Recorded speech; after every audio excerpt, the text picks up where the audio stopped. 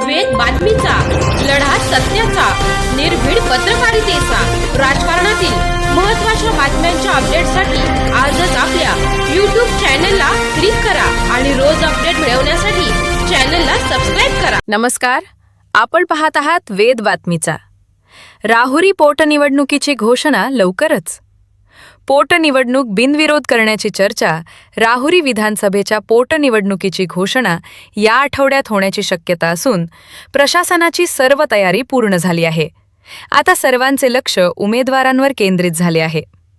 राहुरीची पोटनिवडणूक बिनविरोध करण्यासाठी भाजपचे प्रदेश उपाध्यक्ष डॉक्टर सुजय विखे आणि राष्ट्रवादीचे आमदार संग्राम जगताप हे दोघेही आग्रही असल्याची राजकीय वर्तुळात चर्चा सुरू आहे.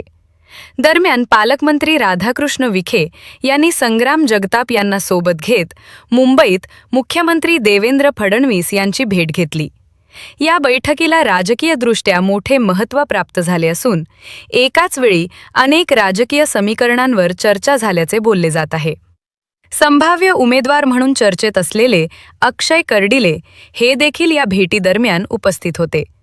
त्यामुळे राहुरीच्या संदर्भात महत्त्वाचे निर्णय अंतिम टप्प्यात असल्याचे संकेत मिळत आहेत.